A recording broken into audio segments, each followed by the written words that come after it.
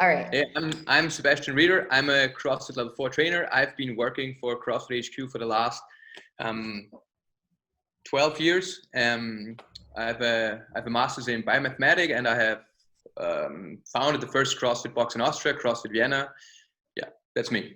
All right. And I am Gillian Bennett. I am a nutrition coach. I live in Barcelona. I'm originally from the States, and I am collaborating with GoPrimal to bring some really interesting discussions about nutrition, fitness, CrossFit, and this conversation, which is quite long, but extremely interesting.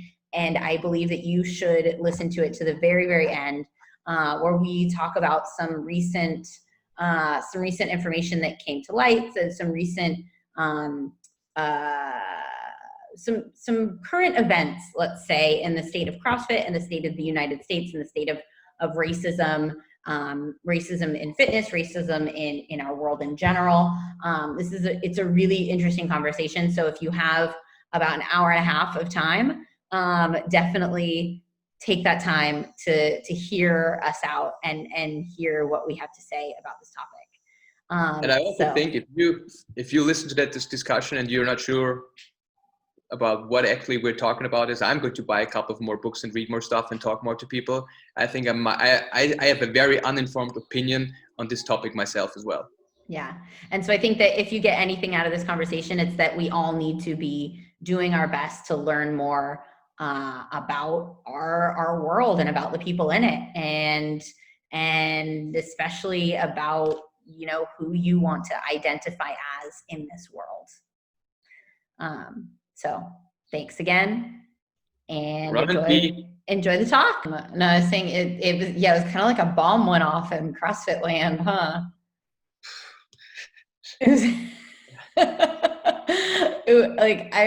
I remember, what day? I don't even know what day it was. And I started digging down the rabbit hole, and I was like, oh my God, this is not good. Yeah, you know what?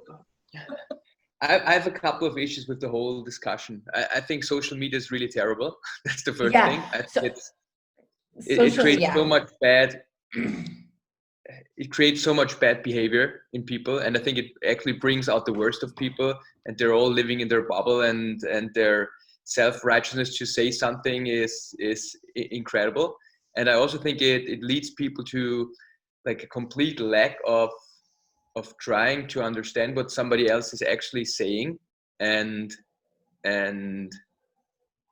like going back and looking at what the person has done so far. Yeah. So I think people are making a judgment without any reasonable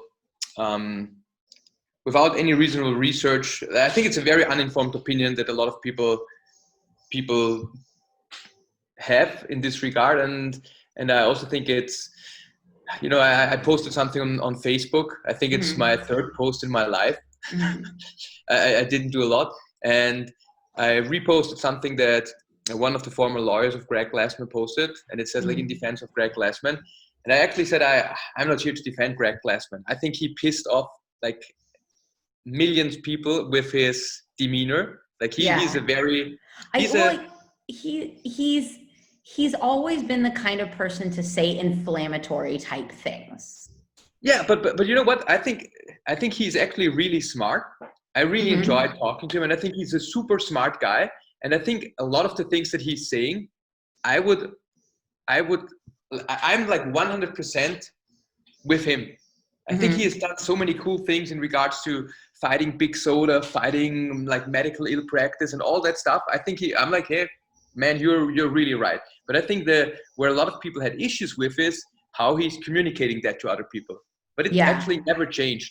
And I think he's, on the one hand, he's very libertarian, and he's very direct and kind of like a punkish character. So I think in one of the posts that one of his replies in one of the calls that he gave, he said, hey, you call me racist, I'll tell you, fuck you. You say I need to twist around twice, otherwise you'll call me a racist, I'll still say fuck you. And I mean, this is the way he talks, but I think it's very direct and very honest. And I think, you know what, I think the whole CrossFit community, they could have like tried to get rid of Greg way early because of all these things, because they were always there. Greg was never different. Yeah. But I think now jumping on this racism bandwagon it's really bad. Like honestly, I never experienced racism in any of the discussions that I had with him, in any of the in any of the, like I've been with the team, with the seminar team for like over a decade now. Yeah. And there we have people from all around the world, from China, from like it doesn't matter where from, like color doesn't matter, race doesn't matter. And there's never been anything close to like a racistic comment in this community, Yeah. in the way that I know it. And I think what a lot of people are trying to do is like, I think they're trying to, like, let's say Invictus and some of the other, like Jason Khalib, I think they're using the opportunity to like cut their ties with CrossFit now, which is maybe okay. I mean, I can't speak for themselves, but I honestly, I think the comment he made is super insensitive. That's how he always was. But yeah, this social media stuff, it's I think people are not able to talk about topics separately and think about them separately. Like, yeah, I think it's totally insensitive, but it's not racist. You know, I think it's totally disconnected things. I think this is actually really interesting because I've spent the last like 2 weeks being from the United States, and also having experienced a lot of like, obviously I'm a white woman, so I like live under an umbrella of white privilege, but just being like, I've always been aware of these like systemic racism things that exist within the United States. And so it's been interesting going through and actually doing a lot of like research about how racism is communicated, and how there actually exists a difference between, like, you can be racist and you can be not racist, but what is coming out is that it's actually, you have to be anti-racist, because basically being not racist is just like being apathetic, essentially. And like the fact of the matter is that like the system within the United States has been built to essentially like keep Black people and people of color at a lower level. And so I think what happened is that it's like all of this was like the killing of George Floyd was like the drop that sort of made the bucket overflow. And then once the bucket overflowed, it became a fire. And then what Greg said within the community was sort of like just gasoline onto the fire. Does that make sense? Whereas it's like, it doesn't, had it been taken out of context, it's like, I've been following CrossFit and doing CrossFit for a really long time. And also, through just whatever, I've never met Greg, but from, watching a lot of his stuff, it's like, he doesn't necessarily, and I don't know him personally, I wouldn't necessarily, from what I've seen of him, say that he has the highest emotional intelligence. Like, he's not necessarily, in what I've seen, the most empathetic person, yeah. And so I think that but I think that there's a couple things in play. I think one of them is like, he needs to recognize he's a public figure. And so like, as much as he is like an inflammatory, type speaker, I think it's like, number one, Greg Glassman, you are the figurehead of this like giant organization. And so like, I understand that, it may not have, it was definitely taken out of context, and like, he probably didn't mean to like really upset anyone. And I genuinely think if you're like, hey dude, like, that's not okay, and here are the reasons why it's not okay, like in a private setting, he would probably be like, oh shit, like, fuck, I should not have done that. But I think that I think he would have responded. No, I think he would respond differently. Really? You think he would have been like, no, this is ridiculous? No, yeah, he would say like, come on, like, what the fuck are you talking about? This is this is not racist in any way. And yeah. I think he, for him, and I mean, I'm trying to figure out what he's thinking, but I don't know. But for him, I think he did and I think I'm a little bit like that as well. I wouldn't make such a statement, but for me, these things are like, honestly, they're totally separated. And I think what people should do is like look at what he has done. And what's interesting in the article is like I think all the fight that he's doing against like the bigger corporations, I think the people that profit most from it are the people at lower social classes. It's the people that are like very predisposed to diabetes, that are very what I mean predisposed, that have the highest rates of diabetes, that have the highest rates of like Western diseases. And you know, for him, I think in his model, he doesn't see himself as the and that's what so many people call for leadership. Me, for my affiliate, I don't need leadership from Greg Glassman. I think it's awesome what he's doing, but I don't need any leadership from him. And I think that's what he's thinking as well, is he doesn't need to make a comment. Like all his affiliates, if they feel that there's racial or whatever injustice, they can act on their own to counter that. And I think he's not trying to play this like political game, which I think like CrossFit is not the place to do. I think he has different agendas, and but I think that the situation in the States is obviously so different than in Europe that it's very hard for me to understand it. But I think it was a very emotional reaction to like without even thinking about what his comment was supposed to be. Yeah, I think, well, I think also, you know, reading the email and the blog and the post from the CrossFit affiliate owner in Seattle, I think it was, I think, you know, I think it's hard because a lot of the people, like thinking as someone that is just like a regular like CrossFit consumer, in the sense that like someone that just goes to classes and they like follow people on Instagram, and like, you know, they watch the CrossFit Games, and you know, Greg Glassman is sort of this like mythical creature that like invented CrossFit and is, you know, and for them, he is sort of the figurehead. And obviously, like as you get deeper into it, it's like, you know, the complexities of how the structure works. And then there's also this other thing, which is like what is happening in the United States is, unfortunately, you know, yes, it's true that people of lower social classes that tend to be higher, you know, higher in, or like higher rates of like Black people or Latinos, that they are in lower social classes, and so they are more predisposed to diabetes. But I think the issue is that is because of systemic racist issues that have been implemented in the United States for a really, really long time. And so it's like it's this super nuanced, complex, layered inequality that's not so simple as like, you make less money than me, and so you have less education, so like you buy Coca-Cola instead of buying water, you know, instead of like filtered water or whatever. It's more like, hey, you know, there is a very long-standing system of like, this is how our economic and education and political system keeps people of color at a lower social class, so they are not able to, you know, to shift from X to Y. And so I think that is why it's been so inflammatory in the United States, is because it's not so much as saying like, oh, well, CrossFit, you know, CrossFit isn't racist. I mean, if you look at, for example, if you look at when CrossFit, before they laid everybody off, if you look at the employees, like how many of the employees are people of color and how many of the employees are just white people? You want the number now? No, I'm curious. I don't know if you know that. Honestly, I don't know out of my head. But if you mean color, like not Caucasian people, yeah, I think if I would need to guess it now, I think at least a third to half the people that we have on staff are not Caucasian. So you would say like Black or Latino or Asian, whatever. Yeah, that's amazing. And I think that's, you know, and those are things that I think that when you are the CrossFit consumer or like the typical affiliate owner, because CrossFit does have sort of like stronger, especially in the United States, because I think CrossFit worldwide and CrossFit in the United States are different beasts.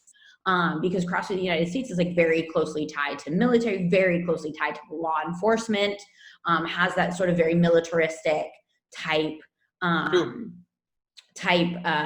background. And then if you look at the majority of CrossFit athletes, especially in the United States, well, and I think probably worldwide as well, is like the majority of the like high level CrossFit athletes are not people, you know, are not Black, not Latino. And a lot of that probably has to do with the fact that like a CrossFit membership is expensive.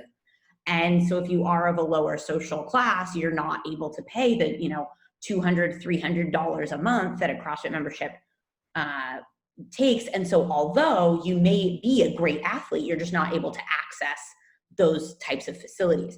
And so it's like this very deep set inequality that I think that what could be really, really cool for CrossFit to bring out now in the future, and it could be a really amazing opportunity, is for CrossFit to be like, look, we are recognizing these systemic inequalities. And so this is how, not just saying like off the carbs, off the couch, but like, this is how we would like to combat that by offering like scholarships for people in lower income classes, or sponsoring like gyms to get their level 1 so that they can teach it in like lower income schools. And That so all I think, yeah, but that's the stuff. Honestly, like Greg Glassman, he took people from India to do their level 1. He sent people over there to teach them how to teach it. There was like this little ashram in India where one of our trainers came from. He was a how do you call these people that have no mom and dad? Orphan. Yeah, he was an orphan there, Mm-hmm. and he started CrossFit training, I think, at 14. He was at the CrossFit Games at 18. He's one of our seminar staff members. But all these things happen, and I think maybe we could do more. I think there's always this, you can do more. But I think one of the expectation, or one of the things that Greg is actually trying to do, is that this is the responsibility of the local affiliate. Mm-hmm. Of course, the whole organization can do more for whatever it is, but I think it also depends on where you are locally. Like if you're in Boston in a super white neighborhood and you have an affiliate where almost no, I don't know, I'm just like saying something. Yeah. There's not a lot of black people around. Like I think it wouldn't make sense to try to get more of these people in your gym if there are none. It's like here in Vienna, it's very hard. I think the rate of black people is super low. I could think about having people with like coming from Syria, coming from like all these countries that had war recently. I could think about setting up something for them to come and train. And we had an internship, and we had families that trained for free at our place. But I think this is the social responsibility that I can take on. But I think it's very hard to demand from a like a global organization to like, why should they do something in the States and not here in Europe for the other people? Like we have I think with the Muslim communities, they are and I wouldn't call it systemic racism. I think there's just a lot of inequalities that created a vicious cycle in regards to these communities were isolating themselves a little bit more, that they weren't well integrated. And I think this is what we see in France, this is what we see in England, this is what we see in Germany, a lot of communities, is that there is social tension out there.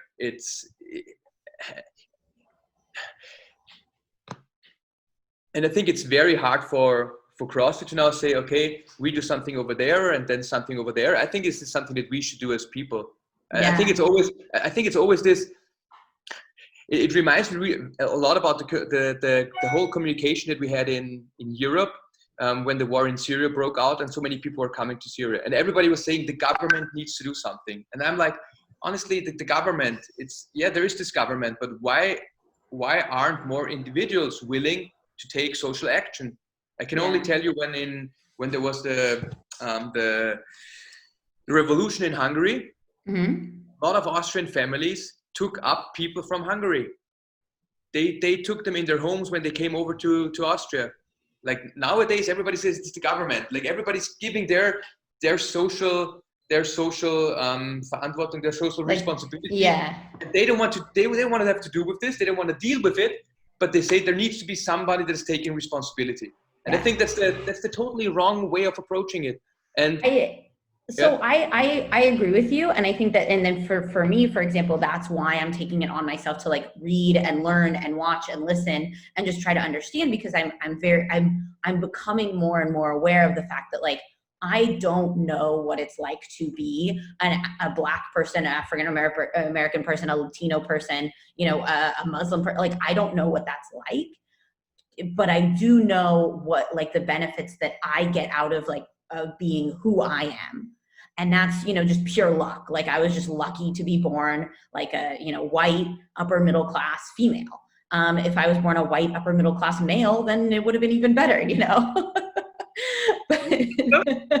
Oh, definitely. And so like that's why I'm sort of like trying to take that upon myself. And I think what happened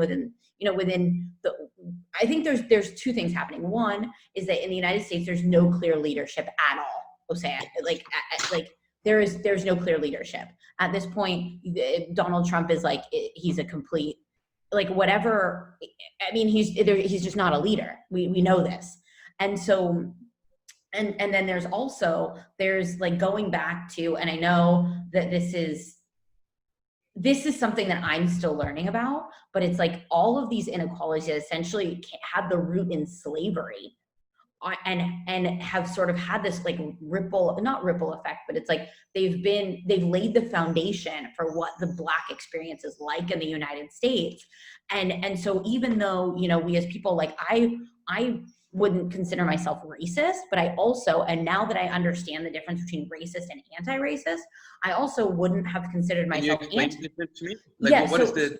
So not being racist is basically being like, is basically like, this is how I understand it, is basically being like, I don't have anything against people of color, you know, like I don't, you know, I personally don't discriminate against them. Like I don't go out of my way to avoid them.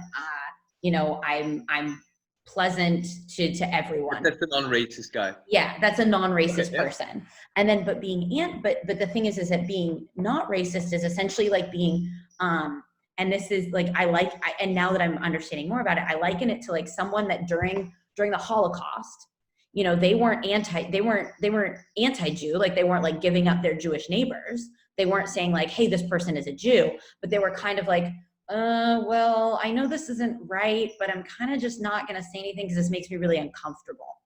And so being anti-racist, from how I understand it now, and granted, I am in no way an expert, I'm just learning about this, is actually taking a stand and saying something like, you know, when someone, you know, when you see, for example, two resumes, and one resume has a name on it that looks like a Black name, or even though, you know, who knows, but you think like, oh, this is a Black person, and like, oh, this is a white person. Being anti-racist is being able to say like, hey, I am going to interview this Black person, and I'm not going to take into consideration the fact that like their name might give me an indication of their color. Or being anti-racist is like hearing someone say something racist, hearing someone say something like, you know, like all Black people like fried chicken, for example, which is like a, you know, a typical people say, and you being anti-racist would be like, hey, like that's not okay to say, like that.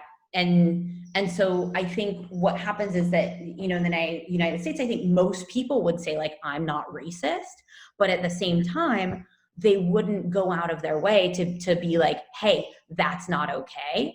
Or actually understand, you know, I've heard examples of, for example, people asking like Black women to ask if they could touch their hair.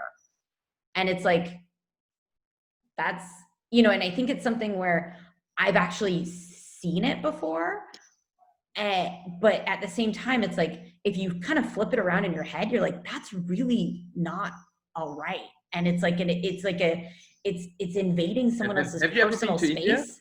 Have you ever been to India or Asia? So I've been to Asia. Yeah. And the thing is so I was in China. Yeah, I was in China, and they were like taking selfies with me and like, you know, staring and stuff. And the thing is that, you know, if you're on vacation, like that's kind of like, oh, it's a novelty. But like, if that's your entire life. But you know what? Like, I think your example is great, because I think it speaks to the different levels of communication that we have, and how to interpret it, because I think you can do it in so many nice ways. Like I have a couple, they're like gay friends, and they have children from South Africa. Mm-hmm. And it's really interesting for me. And like, I was inclined to touch their hair, because mm-hmm. I actually never, like, I don't have hair like this. I have never mm-hmm. seen anybody like really close to the hair like this. And I was joking with the kid, and he was touching my hair and I was touching his hair. And I think it was like a fun, nice experience. And I think it's more about recognizing a difference and seeing that we are all different.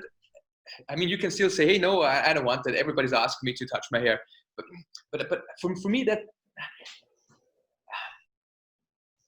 I think this is actually something positive. Of course, you can frame it totally negative. It's like, hey, well, you're really weird. Well, like, what kind of weird hair do you have? I think that would be the racist side of it. But it's like, I think people are misunderstanding oftentimes words and actions for what they are not.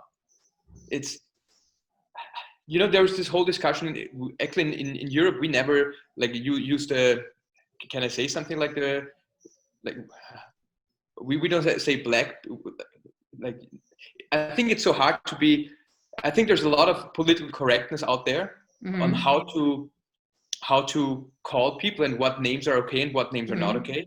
I think you can be the most friendly person, even anti-racist, using a word that has a totally different meaning in your opinion. And I think it's very easy to go like, you're a racist because you use that word. I think you're not a racist because you're using a word. I think you're being a racist if you do something that doesn't respect other people. If you articulate yourself in a way that you don't respect other people. I think even by using words that you're not supposed to be, that you're not supposed to use anymore, you could still be very anti-racist. And I think that's what I don't like about all this political correctness. We had a really long talk at the gym yesterday about it. And I think a lot of it is about people being offended by something. And I think one of the really nice things about freedom of speech is that we are allowed to offend each other. I'm offended by a lot of things that I hear on a daily basis. But I'm still happy if people are able to articulate that. I think as long as they're not against like human, against our like human rights, if they're not inflammatory in a way that it's like they're creating any kind of tension, I'm super happy if you can say whatever you want.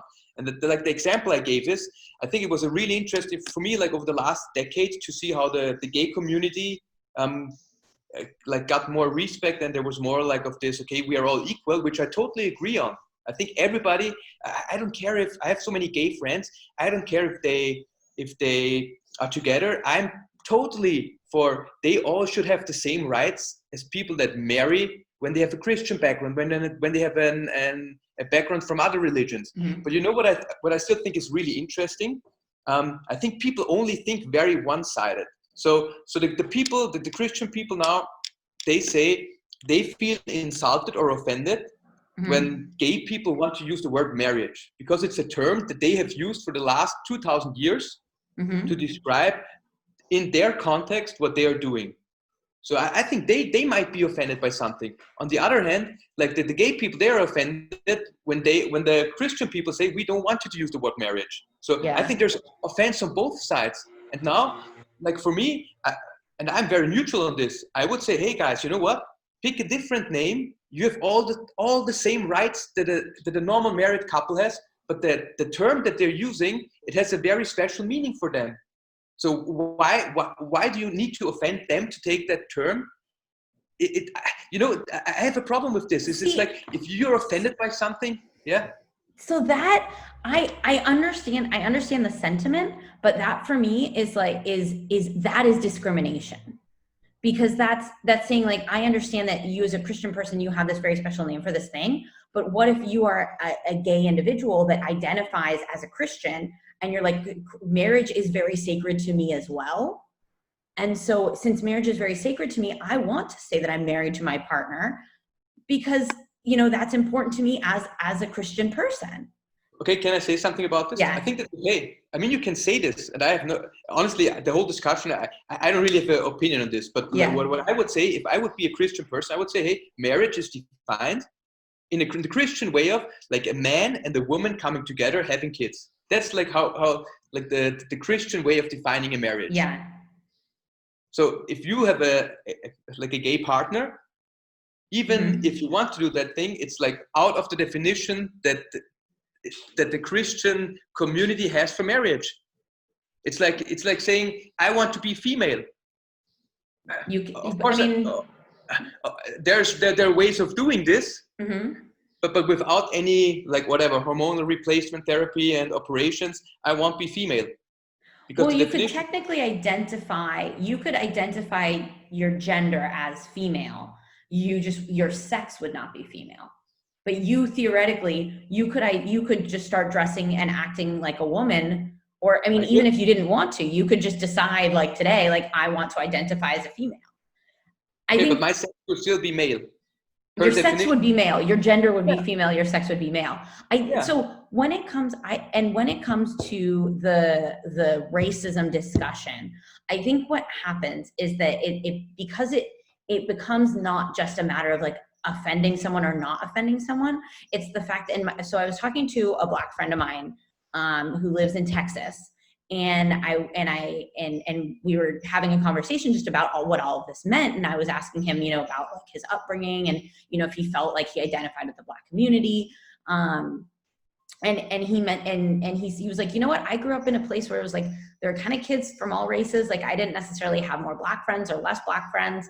And he was like, so it wasn't really you know, I didn't necessarily like have a strong identity in one way or another. He's like, but the fact of the matter is that I look like a Black man. Like he, you know, he is a Black man. So of course he looks like one. He goes, you know, I'm a Black man. When I see a police officer, like my reaction is not like when I see a police officer, you know, personally, I'm just like, oh, there's a cop. But like when a Black man sees a police officer, he doesn't know if he's going to get stopped for no reason, if he's going to get arrested, if he's, you know, if he's going to be asked for his identification. Like I don't carry identification with me a lot of the time because I forget. And I know that if that happens to me, I'm just going to be like, no, you know, big slap on the wrist. But like if I was Black, especially a Black male, like that could be the difference between me not coming home that night. And so it's like, that's where it's like, it's not just like oh, like you said something offensive issue. It's like, this is an issue in the United States of like, these people, you know, a Black person's life is genuinely at risk when they come into contact with certain members of authority. And not only that, it's like the system is continued to be perpetuated because there are systems in place that keep them, for example, in that group of people that are more likely to get diabetes. You know, they live in food deserts where there are literally places in the United States that I'm sure that this has been talked about within CrossFit. There's literally places in the United States where it is easier to get a Big Mac than it is to get an apple. Yeah. And so, but the thing is that it's not just like, oh, that sucks because, you know, they're a lower income. It's like you are more likely to be in that situation if you are a person of color, if you are Latino or if you are Black. And the reason for that is because of hundreds of years of systems that keep that in place. And so I think that it's, you know, it's a tough situation for you know, a Black person to be in or a Latino person to be in, because you can tell just by looking. Like it's not like, you know, if I was gay, you can't like look at me and be like, oh, she's gay. And so you can't discriminate against me based on how I look. Whereas like when you're a Black person or a Latino person, it's a dead giveaway. And so it's like you have no hedge, like you have no barrier. You know, like they talk about like the hedge against sickness and fitness, and it's like you have no hedge, like because you're like how you look immediately gives you away. And so if someone is prejudiced in any way, or if someone plays into the system, as you know, it's inevitable that they will take into consideration how you look. And so I think that is. I totally agree. And I think for most of us, like for us white people, I think it doesn't matter if you're white or any color. But my sister, she was in Africa for almost a year when she was studying medicine. And I think the situation she described is totally what most people are feeling when they are coming to Europe, for example, as a Black people. I think there's way more Black people in the States than we have in Europe. And like she actually said the same thing. Like she was, among her 3 friends, she was the only white person there. Among like 1 million Black people or more. And it's I think it's generally a very weird situation if you're in a group of people where you just by looking at you're being different. And I think that's a lot of people are experiencing. I think she didn't personally had any bad racial experiences over there, but I think it's more like, as you said, I think in the States, and these are issues, like I think all these issues need to be addressed. But I think so coming back to our discussion is everything that you say, I think I would 100% go and hey, this needs to be changed.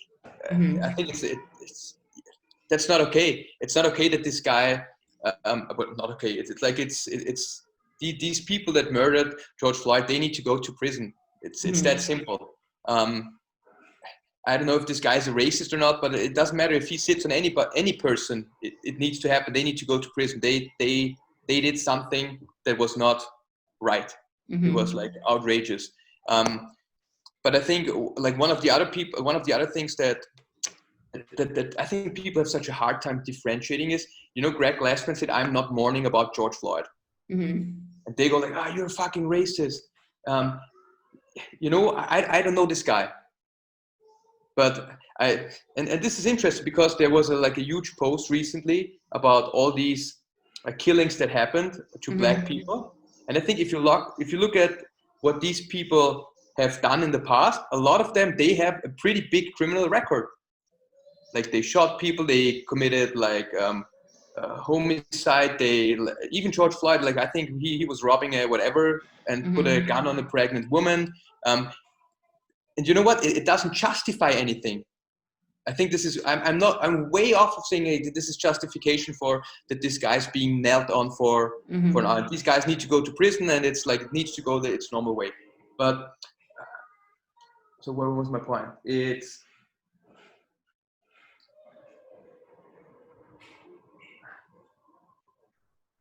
I think for a lot of people and it's the same thing on both sides. It's like the black person feels assaulted by the police officer, and the hard thing is, I think there's a difference in hierarchy in there, because the police officer has from the state a different power. job. More power. He's there's hierarchical power differences. But on the other side, if I talk to friends that are cops and driving around in Vienna, they're totally different neighborhoods. If they are driving around my neighborhood, they don't give a shit. It's like a super relaxed, calm life. They go to a different neighborhood where different people live. And it's unfortunately very often in these poorer regions, there is more criminal injustice than in the richer parts. But I think and it's not once again, I think it's justification is the totally wrong word. It's just understanding that these people, I think you develop something that goes like, okay, there is this person. I have had 100 arrests. 90 of them were bad. When I arrested a black person, it's really hard for me to not have that prejudice of taking that into consideration. And I think it happens everywhere. We are all human. You have 1,000 experiences. 900% of them were really bad, or 900 of them were really bad, and 100 of them were good. You kind of make a judgment on your past experiences. And I think it's so easy to blame these people. And let me say one more thing about situations of power. I think also in Vienna, we had all these situations where, very rarely, fortunately, but where cops killed somebody. And one of the situations was a guy, he took a knife, he attacked the cop, and the cop shot him. And I'm like, if you have never been in a situation of physical violence, you do not understand what a normal person can do or should do. I think you really do not understand. If you have never been in a fight, you do not really understand. If you have never been physically assaulted, you do not really understand what's going on with your body. And you can train it, but it doesn't prepare you for what's happening in real life. And all these normal cops, they don't shoot regularly. The people, you need to shoot him in his leg. And it's no way. If somebody attacks you, you're super full of adrenaline and all that other stuff. You try to prevent yourself being killed. So, and it's once again, it's not a justification, but I think it's once again, it's putting yourself into a different role and being empathic, not about only this person, but also the other person. And I totally agree with that. I get it that the black community probably is in a really shitty place in the States, and they have been suppressed for a very, very long time, and that needs to change. But I think very often people are very empathic to one side, completely do not understand the other side. So here's the problem with that. Is that people have not been empathetic or there has not been enough effort into trying to understand what the Black or Latino or minority community is going through. Because we as white people are able to live in a world where it's oh, another person died. I'm sad for, it's like the school shootings. It's like the school shootings in the United States. like, oh, we had a school shooting, like let's hold a candlelight vigil, and then we forget about it in 3 days. Do you know what I mean? But I the agree. thing, and it's easy to do because like I wasn't in a school, I didn't get shot, like, you know, or I'm not a Black person, like I didn't lose my cousin or brother or friend. But the fact of the matter is that I think when I, you know, and what I'm learning through all of this is that I live in a different world than a lot of these people, because that is never, like, those types of threats don't exist in my life. And so, Can I say something? that's, I think that's such a yeah. great comment. Let me say something, because I think it speaks to a very, very important issue that we see in Vienna as well. I grew up in the 8th district or 7th district, whatever. And I think most of the people there are really wealthy. And you know what? Like all these people, and even social democrats, like the Prime Minister of Austria, like they're all saying, hey, everything is great in Vienna. It's the best city in the world. They all send their kids to private schools. So you have a ratio of Austrian kids or German-speaking kids to non-German-speaking kids of, let's say, 25-1. There is no racial discussion. None. And then they say all these other people that are complaining about issues that are here, they're real, these issues. They say they are racists. And I have an issue with that, because if I had a kid and it would go to school with 25 people that don't speak German, and my kid is the only person speaking German, and he never really has anybody in his peer group, I think then we have an issue. And it's not they are right or wrong. I think it's not about being racist or non-racist. I think there's a systemic issue that needs to be solved.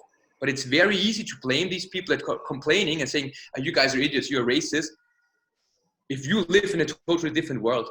Yeah. I think you have no point in doing that. It's like, you don't understand. I think it's like being a Black person in America. You don't, like, I don't understand how they are treated. I don't understand how you're feeling. But it's the same thing over there. It's very easy for me to say, oh, all these guys, they are racist. Like my cousin, before he went to a private school, he was growing up in the 12th district. Like, I think none of his people originally spoke German in Vienna. None. And he had a hard time learning English and all these other things. They were not really like that much interested in education because their parents were from a different social background. It's very easy for me to say, like, my kid is in a private school, everything is running really well. As you said, I think it's the same example. Like, yeah, we all lean back and do nothing. Exactly, because it's so easy. It's so easy for us to say, like, oh, well, that's so sad, but it doesn't affect my life. Yeah. And the fact of the matter is that I think that what is important for us to realize now is that, like, I do have Black friends, and I do have people, you know, I do have Latino friends, and I do have people of color in my life that are important. And so, like, if any of them are important to me, then it needs to be important to me that this gets resolved, because that could be, you know, my friend in Texas, that could be my friend in New York, that could be, you know, and just because, you know, these people, you know, the people that I'm talking about, you know, the friends that I have, they, you know, they have a college education, they, you know, they have good jobs and all that. And so they aren't necessarily, you know, like living in an area that is like extraordinarily policed. But the fact of the matter is, like, it doesn't matter, because the fact is it could be anyone. Like, that could, if I had not been lucky enough to be born to who I was born to, like that could be me in that situation.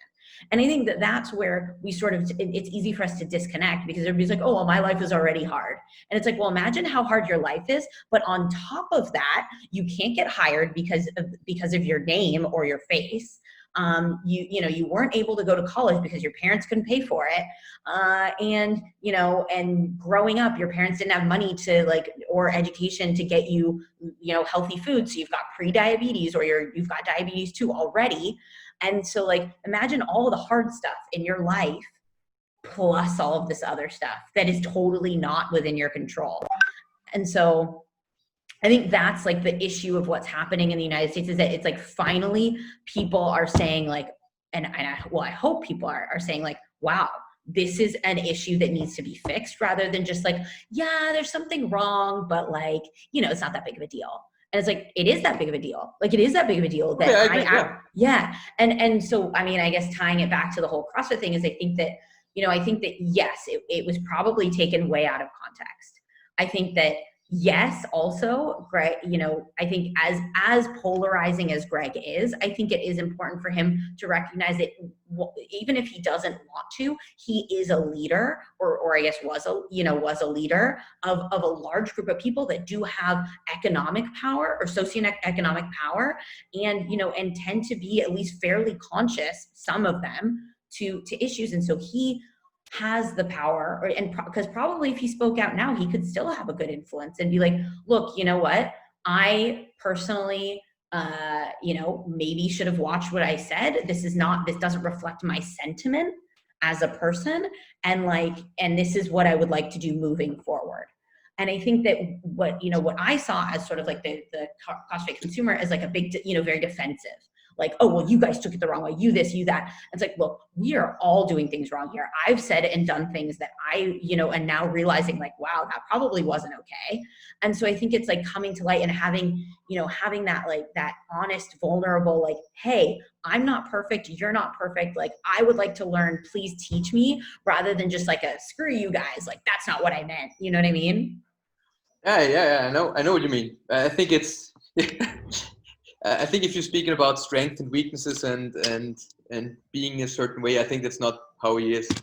Yeah, and I think I have vulnerability a little sucks. It's character like this. hard. If I'm right in a way, I'm like, yeah, screw you, I'm right. But I Yeah. think I'm very willing to discuss anything. And I bought a couple of books, and I want to talk to more people that live in Vienna that are different color, and speak to them, because I always think it's interesting to see how they are treated and how they are feeling. Because Mm-hmm. oftentimes, like, I'm not treating anybody badly, but if you get treated very badly by other people all the time, I think you project to other people that you meet in your life, and you feel badly treated, like, in almost all circumstances. It creates that vicious cycle of, you have a bad experience, another one, and then Yeah. you have the feeling that everybody is bad.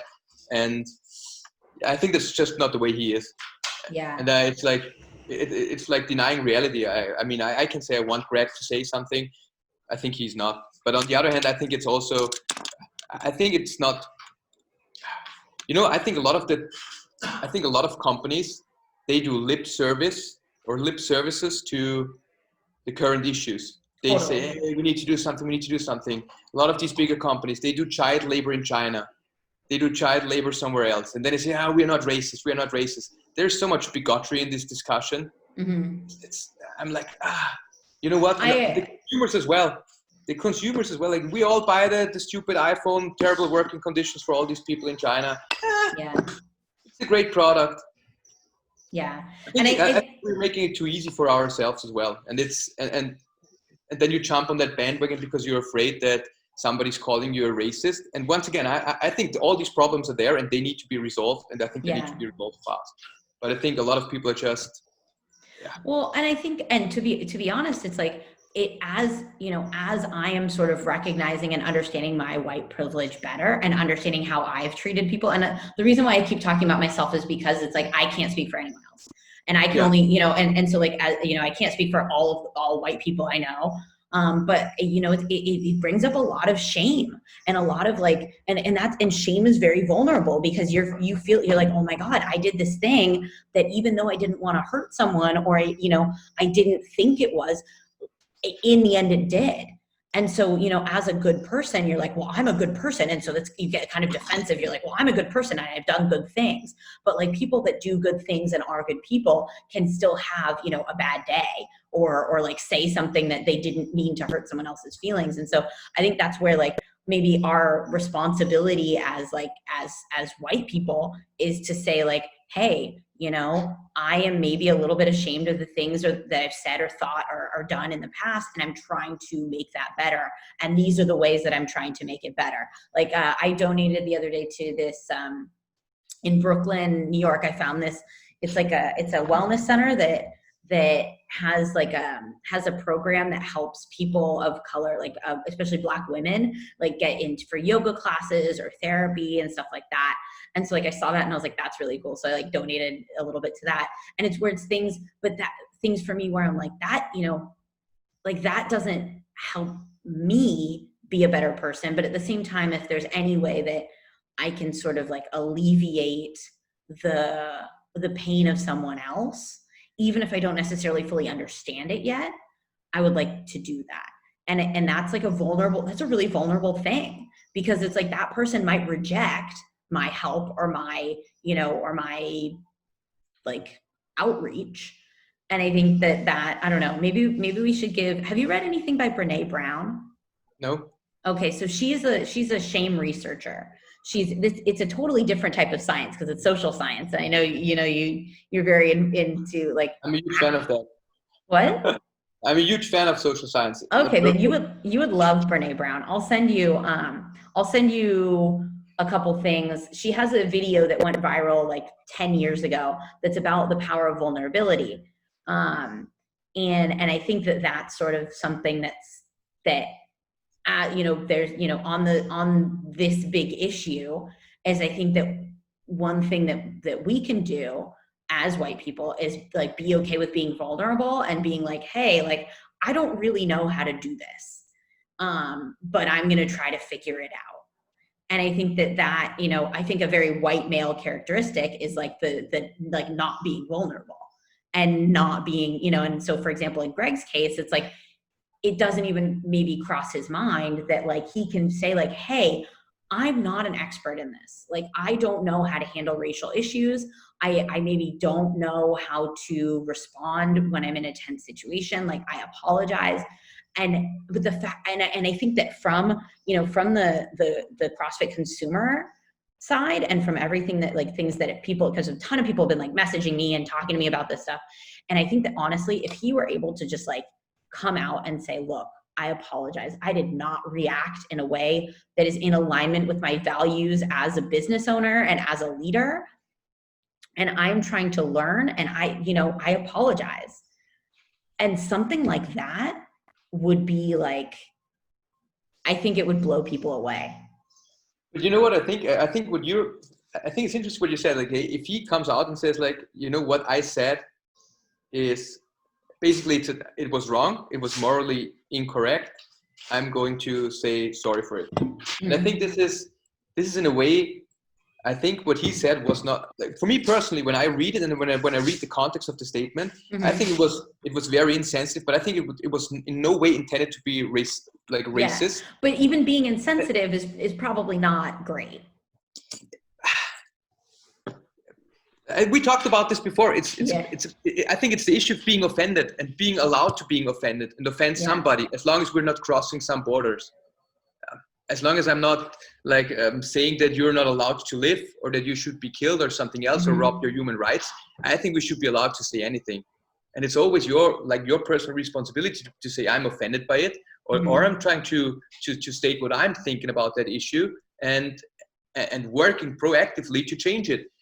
But I think the issue with this is like, so he said something, and like his apology was, and that's why people are not happy with it, is he said, hey, you know what, my comment was not racist, or it mm-hmm. was not intended to be racist. Mm-hmm. I'm really sorry that I hurt so many people. And for me, that's a really good excuse. It's like, hey guys, my words were not intended to be that way. I'm really sorry for it. Mm-hmm. But people expect him to say, hey, I'm a racist. I'm really sorry. Everything that I've said is wrong. And I think I don't understand that. I think it's a weird reaction to it. It's like, when I talk to my wife, I give you a very like out of the life example of it. Mm-hmm. Like, my wife sometimes says, you know what? You never ask me that I train with you. And mm-hmm. she's kind of offended by it. And I oftentimes ask her, and then she says like, yeah, you know what? I don't want to train in the morning. I don't want to train blah, blah, I want to train there. And in the end, I tell her, you know what? My priority of training is really high. I want to train. And in the end, I don't care if I train with you, if I train alone, or if I train with friends. Mm-hmm. But I want to train for 1 hour a day. And of course, she can be offended by it. It's very easy. It's like, yeah, but you should ask me. It's like, mm-hmm. okay, but that's a knee-jerk reaction. And I can say, I'm sorry, I don't mean it that way. Mm-hmm. But it's still the case that my training is a very high priority. I think it's acknowledging your point of view mm-hmm. without changing my own point of view, or without changing my own character. And I think as long as my character is not really, once again, crossing certain borders, mm-hmm. laws, whatever, I think we should all be able to deal with that. So I agree with certain things that you said. on the other hand, I think that in this case, Greg needs to recognize that like he is speaking to a lot of people. And so when you speak to a lot of people, you have a certain amount of influence. And I think that it is like, you know, like what is it? Star Wars was like, with great power comes great, Spider-Man. That was Spider-Man. What a great, with great responsibility. Yeah, exactly. With great power comes great responsibility. And so you know, and I mean, we've talked about this. I love the methodology of CrossFit. I love the community of CrossFit, and the community can be so positive. And I think that with that type of statement, it's like whether or not behind closed doors, Greg is racist or not racist, the fact of the matter is that he has the responsibility to be a good influence on the rest of the community. And so if that means sometimes biting his tongue and doing the right thing, then I think that's what needs to be done, even though maybe ethically in the grand scheme of like what is like philosophical ethics and being true to oneself and all of that is like maybe going, you know, but I think that it's keeping in mind, look, you have a lot of people that pay you a lot of money that look up to you.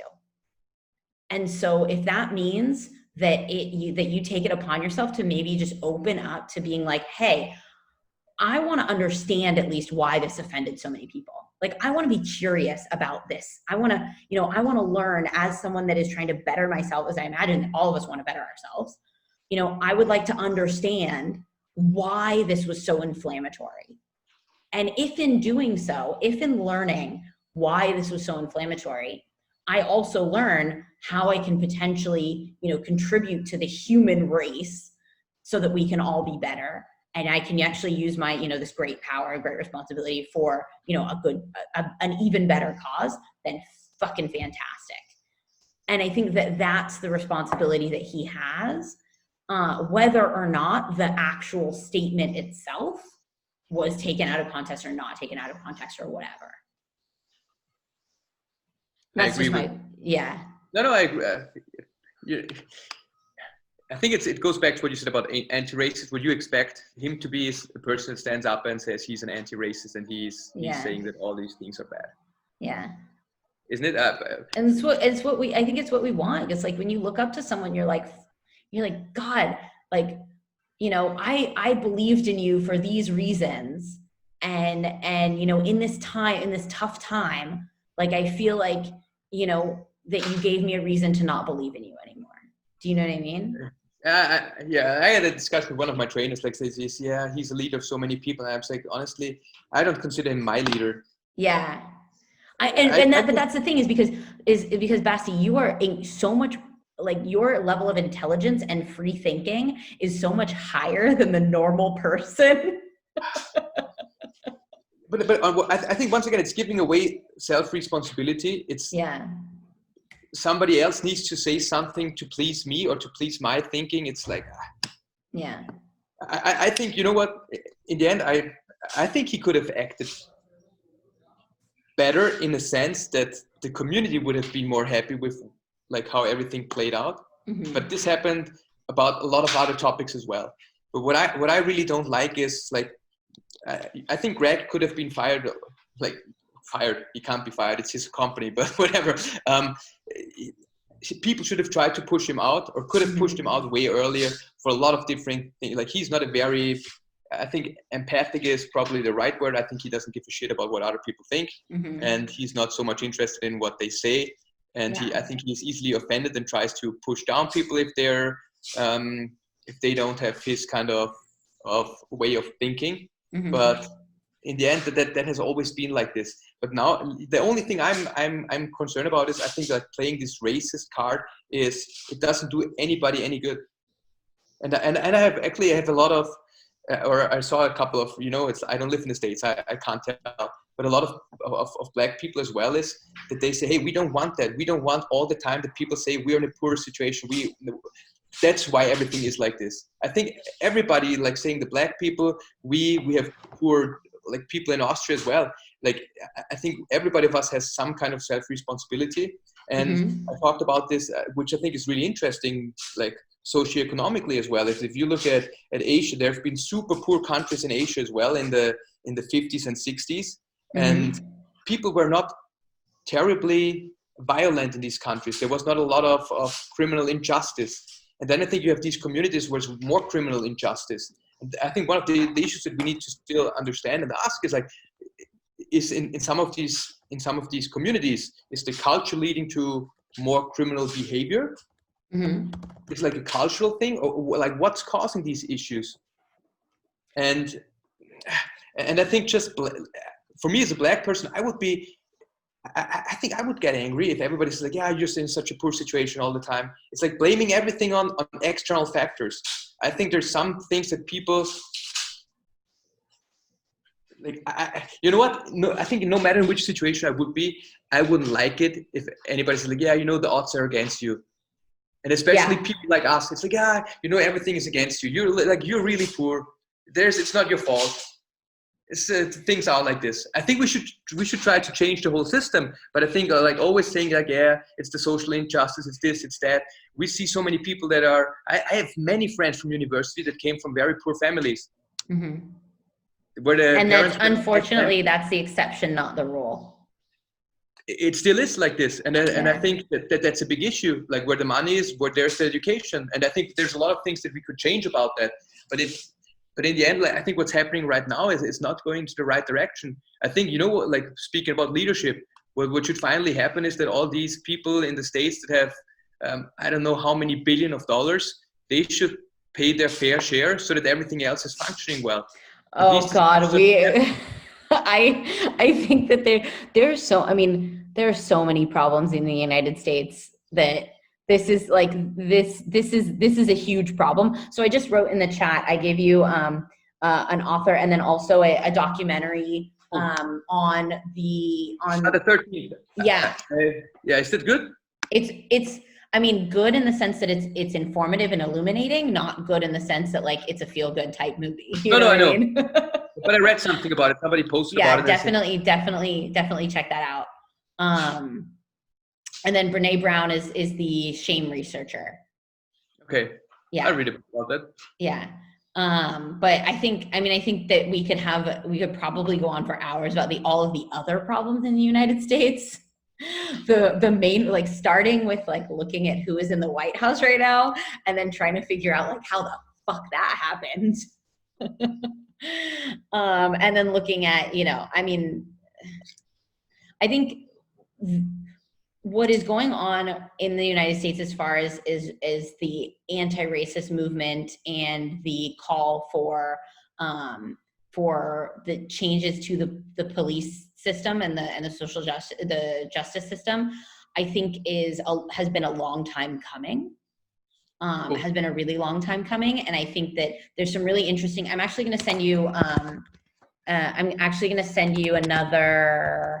Another podcast to listen to, because I think that there are a lot of things that can be done to also address the fact that that police are being called in to address things from mental health to like child services. They're not just being called in to address like crimes, whether violent or non-violent.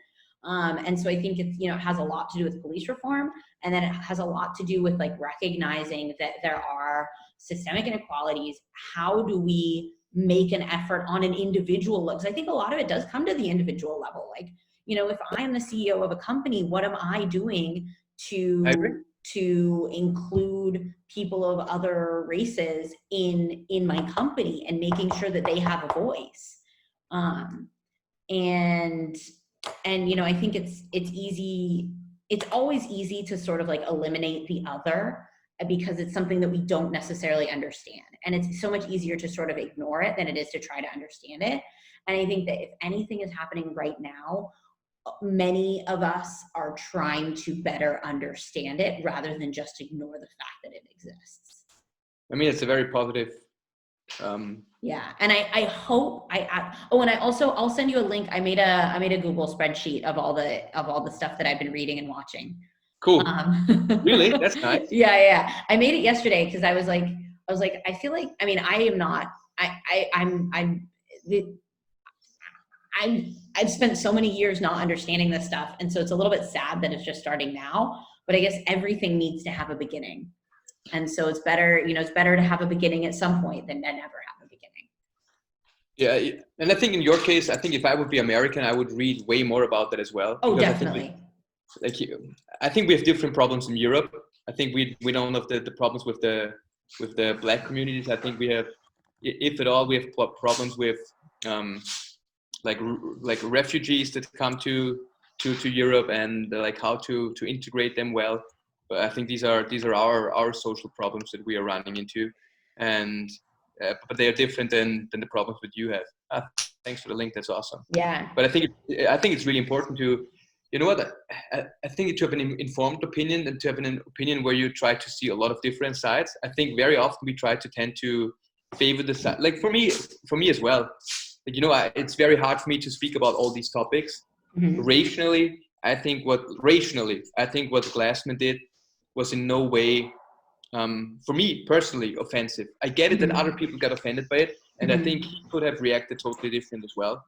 But rationally, when I think about it, it's like, I think he's, if I look at math and definitions and like, I think it's like, it's this. Okay, I don't see the connection between what he said and now there's racism on this side and he's a racist. Like, no, I don't see it this way. But it's a very limited view.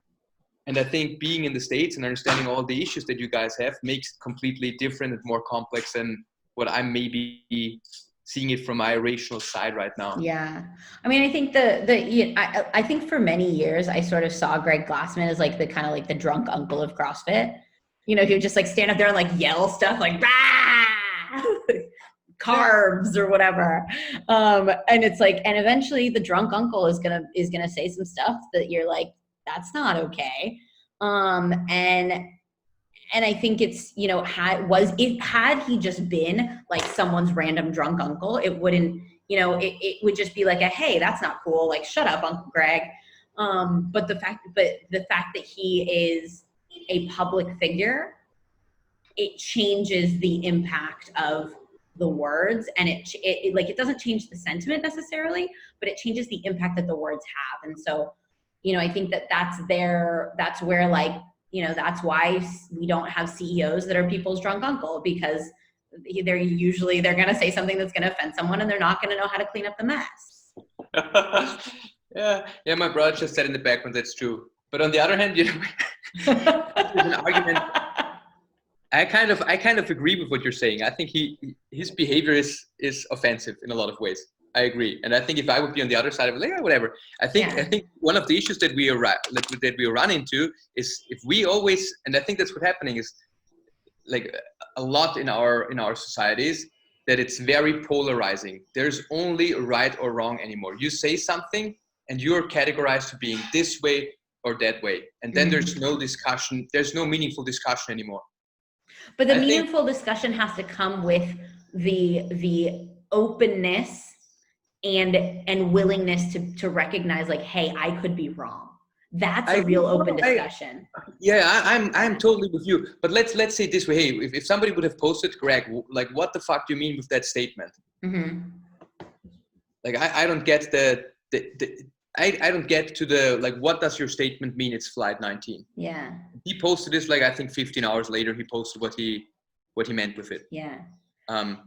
What about the email to the Seattle CrossFit owner? I think the tone is totally disrespectful, and it's crazy. Like, I would never write something like this. Yeah. But I think there's two sides. One is if somebody comes over and calls me a racist, I'm going to tell you, like, fuck you, I'm not a racist. And I think it's like, this is the tone that he responded to.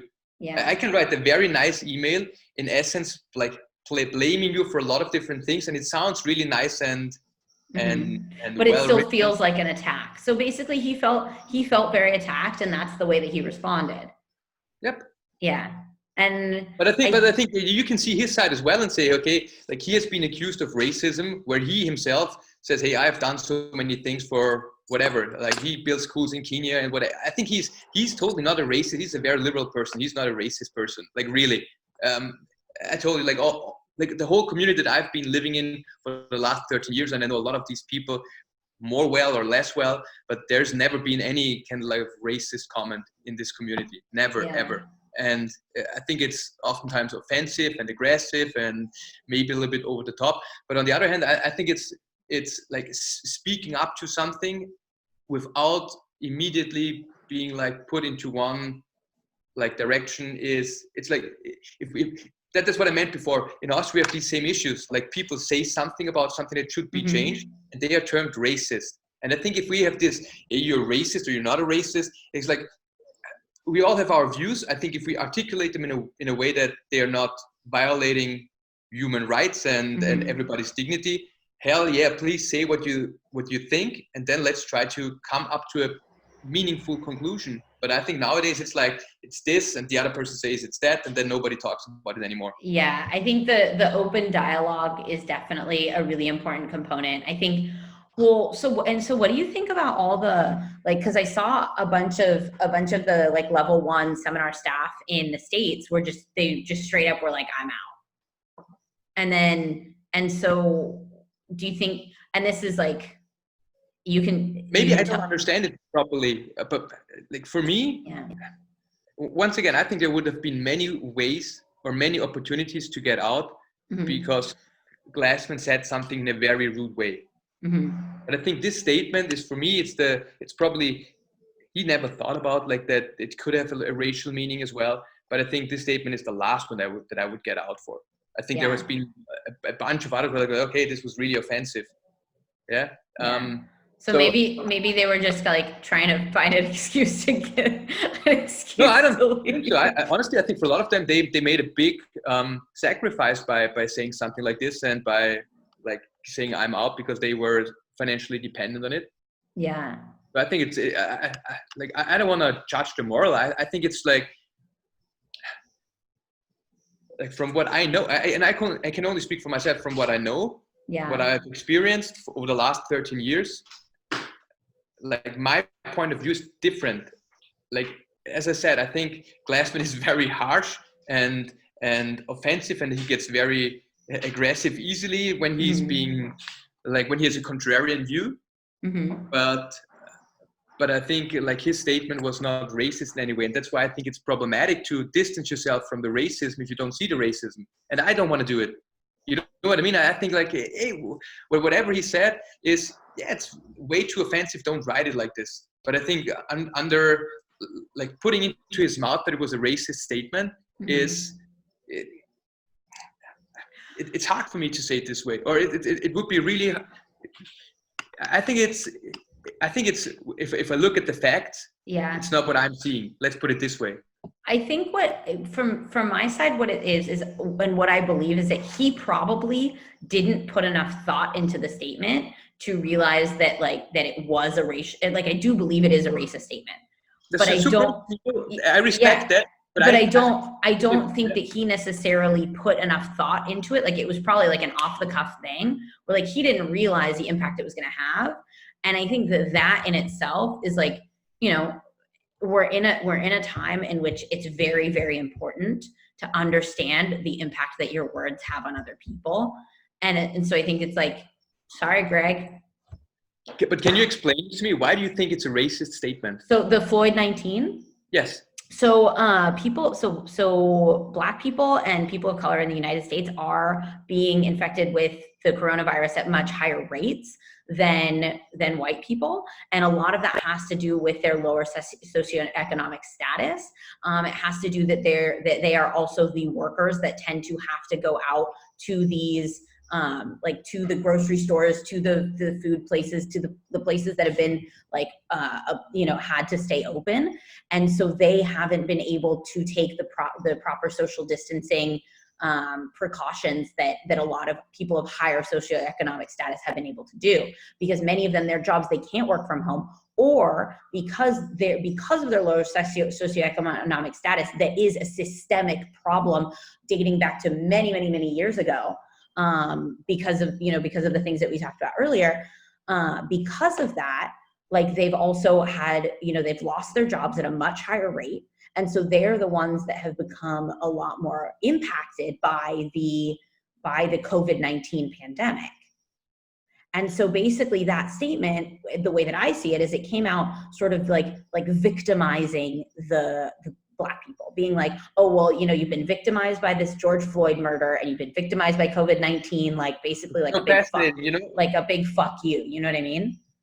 But it's because I ask all these people what they think about it, they get so many different responses. Yeah. That's why I think it's so like, I think your response or your thought process and what he's thinking is totally off. Like how the whole story involved is like the IHM, whatever, the Institute of Health Metrics, this company that he made the comment with. The company made models for COVID-19 spread and what should be done in the States. And Greg was before that like severely criticizing them for their models. Okay, and so when they said, hey, racism is a public health issue, and we want to model that and help modeling it for a better solution, his response to it was, hey, it's flight 19, it's your model, you were not good enough to model COVID-19, your models were really shitty, now we have a huge socioeconomic problem in the United States. How the fuck can you say now that you're going to help with modeling racism and how to treat it? And see, and you know, and I think this is where the real issue is like, I think I have a different context than you have. But I don't know how much research you did, but that's what actually reading it, all the stuff, and like having also internal information, like this is what Greg intended to say. And now people, I think the connections are really, some people said like COVID-19 was a virus and racism is a virus, and I'm like, really, it spreads the same way. Like, I know that was not the point of his statement. It's like he was criticizing the company, the IHM, for saying, hey, racism is a public health issue, we are going to help solving it with modeling, with coming up with great models. And he said, hey, your models of COVID-19 were so shitty, how can you guys dare to make a model for racism? See, and that is like that, like hearing that, I'm like, oh, that actually makes sense. So it was a poor choice of words.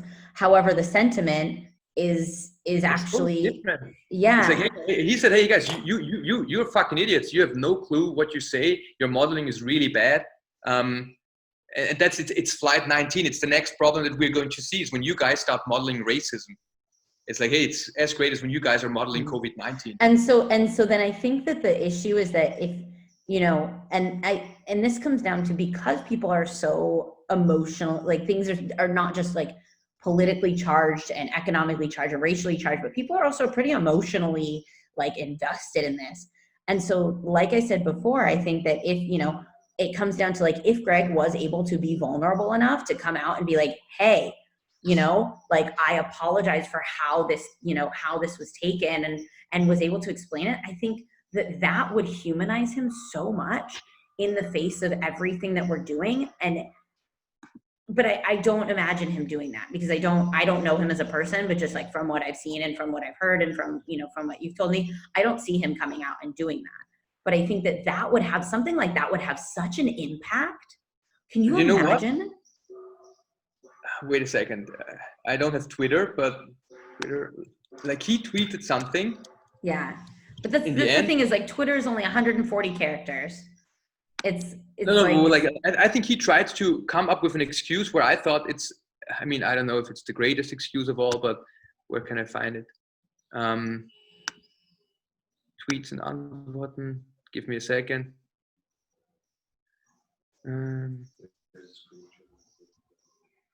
Yeah, but he said, hey guys, I made a mistake.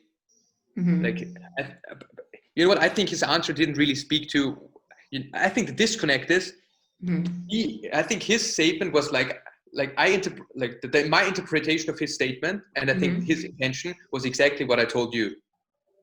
And I think in this sense, would you say this is still a racist statement? Yeah, I would say, because of the context in which it's being said, I think that because of the choice of words, like, regardless of what the sentiment was, I think that it's, you know, it's like, for example, I'm Jewish. My whole family is Jewish. It's like, there are certain things about the Holocaust that you just don't talk about, that you're not going to use the Holocaust as an example for something. Do you know what I mean? And it's not necessarily, and like, it could be a really valid example. It could bring up a really valid point, but you wouldn't do that because of what the social and political and like emotional, like, because of the charge that it has. And so I think it's that, obviously I'm not, this can't be compared to the Holocaust, but at the same thing, it's the same type of thing where it's like, there's certain events or certain trends, certain things that you kind of just don't touch. Do you think it has more to do with political correctness than with like trying to understand what other people try to say? I think very often it comes back because political correctness exists because we can't understand nuance in a short period of time. And so it's like, and so I think that that's why, with, like, you could make a very cohesive statement about like why, X, Y, or Z about the Holocaust, but you would need the time and the space to explain it. Whereas, like, if you're in a super charged atmosphere where you don't have a lot of time, there's a lot of pressure, there's a lot of heat being thrown around. It's like, that's not really the right place to do that. And so it's like a know your audience type thing. It's like, if you guys are teaching a level 1 and there's a guy in a wheelchair, you're not going to be like, okay, so this is how you squat, because you're like, that's not applicable. Like, it's just going to make him feel bad. You know what I mean? Yeah. I think what you said right now was excellent. And I think it's the statement that you now made is, once again, it's like being offended by something. But I think, once again, I think statements need to be put into context. I said so many things, and I know so many people in Austria that said so many things in different situations when they're put out of context that they seem very radical and not appropriately. But I think it's too easy to just go like, okay, now you're like this. This is the draw that I put you in. This is your political view. This is this and this. This is the person that you are. It's like you're branding the person very quickly, and I think that's not good for discussion. Yeah. And once again, I think now we can say, okay, maybe that statement was like, it had a bad racial connotation, but I think like the way I presented it to you probably changed your mind about how racial the statement really was, or how racist. Yeah. And I think it has a totally different context now. And I think that's the issue. I think without allowing somebody else or without asking somebody else to give their, like, what do you mean with that statement, it just turns into a witch hunt. Well, so I'm going to say something that's probably going to be like, if people listen to this or people hear this, they're probably going to be like, wow, that's what the hell. But I think that also in the United States, and this is as an American, as someone that grew up in the United States, I started CrossFit in the United States. I think I have a pretty good amount of experience for CrossFit for someone that is not actually involved in the CrossFit, business, is that I think that a lot of people that are involved in the CrossFit community in the United States are sort of like on the surface trying to like support the cause, but they're more involved in like the drama behind what Greg Glassman said than actually trying to educate themselves about what the real issue is, and actually looking into like why this is so inflammatory, and and why it's not okay to say something like that. And I think that a lot of people are so involved, like, oh, so-and-so's not going to the CrossFit games like because blah blah blah is a racist. It's like, what are you doing in your life that is making you be anti-racist? Like, what are the things that you uphold in your life that are actually contributing to the issue at hand? And because it's so much more fun to look on the internet and be like, ooh, this person did this thing wrong. Like, look how this person messed up. But it's like, how are you actually acting in your day-to-day life? Like, I know a lot of people that are, they just go to CrossFit and they do their CrossFit and they don't take the time to think about, wow, like, maybe I am a wealthy person. Like, how could I, donate to somewhere that could actually get people that don't have access to fitness equipment in there? Could I donate like my old bench press to like a lower income school? Like, what is it that I am doing in my life that is either contributing or not contributing to this problem, instead of like spending all of my time on social media bashing some guy that like, you know, I'm with we've you. agreed And on I the think fact that he's not emotionally intelligent. He's not empathetic. And now he's not the CEO of CrossFit. So, all right, cool. Like, move on. that's exactly. I think that summarizes my thought process. I think it's the social mob, the social media mob, trying to kill somebody without thinking about anything that this person has done, for the good and the bad. But I think it's just like the easy. I'm going to type in a couple of words. I'm going to make a Facebook and Instagram statement without actually ever looking at what he really said and what was the intention of what he was saying. And I think that's a big issue. And Well, I and I think think it's and I think, as you said, it should be like, hey, it's easy to blame somebody. What have you done for the world? Yeah. And that's not, and this is not coming from a place of like personally, I don't give a shit about Greg Glassman. Like, I really don't. I appreciate the fact that like, and that may sound bad, but like, I appreciate the fact that he created a methodology that has really helped me in my life, has helped a lot of people, but like him as a person and like, his personality, like I don't really care. But what I do care about is the fact that like, if you're spending 3 hours a day on social media researching like this whole, like, ooh, he said what to what person, and you're like, I support this cause, I support change. Like, it's one thing to say it, and it's one thing to like comment on an Instagram post, but like, how are you actually supporting change, and how are you changing your thought process personally, regardless or irregardless of what Greg Glassman said, or who's CEO of CrossFit now, or like, whatever. Like, if you like to exercise and you like to do a methodology called CrossFit and it's helping you in your life, awesome, continue to do it. That is like, you can be a racist and do that. You can be an anti-racist and do that. But wouldn't it be cooler if you could be anti-racist and do it? Oh yeah, for sure. I mean, being a better person. Yeah. So that's kind of my thought process. That's me on my soapbox. It's such an interesting, and I also think it's because, and that's what I don't like. Honestly, I consider myself like a non-racist, anti-racist. I don't. Maybe sometimes I'm somewhere in between. I'm not totally anti-racist. Maybe I don't do enough for like proclaiming that I'm like anti-racist. But Yeah. even in the discussion that we have, I think some of the things that I said now, some people would say I'm a racist, and I'm Yeah. not okay with that. You know what I mean? It's like there's no. I think you should be allowed to criticize. I think you should be allowed to say something without immediately being put into a certain direction. Yeah. I agree. And I think that there's a lot, and I think one of the really amazing things about, I mean, obviously, like, just over the last like couple of months that we've gotten to have these conversations, one of the things that I really respect about you is that you are constantly willing to sort of question, what you know about something, to be like, hey, I may have found information that is actually like more correct, or I may have found information that can like teach me something new. And I think that is something, like, whether or not you currently are like racist, not racist, anti-racist, you don't know, you don't identify, whatever. I think that is the key, that if people can start questioning what they know and being open to the idea of changing their beliefs due to new information, then we can all improve, like, in every single way. I'm totally with you, but going back to social media, I think that's the bad thing about social media. Yeah. Oh, We're all totally. in our social bubble.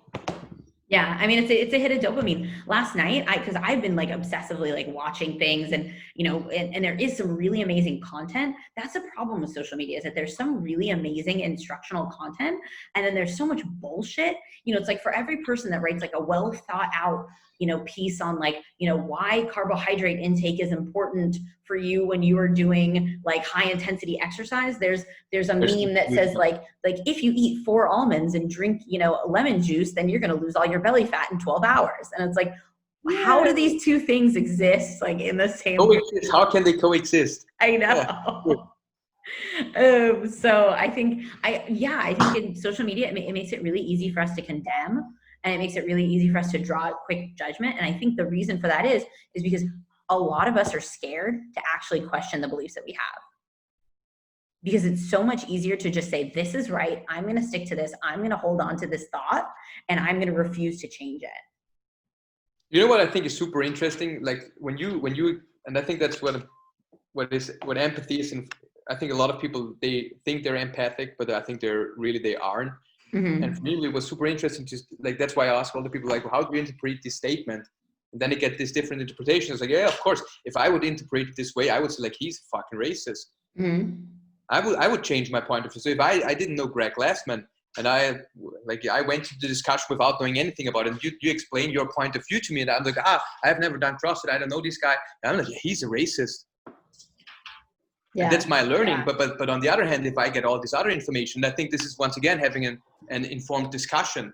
I think we both can proclaim what we think and believe, our opinions, but some opinions are not well formed. And it's very hard to have a discussion with somebody that is saying 12 almonds in a bottle of milk, that has no clue about nutrition, to have a meaningful discussion with this person. And like on the one hand, I'm totally against this. Like I think in our society, we're very expert.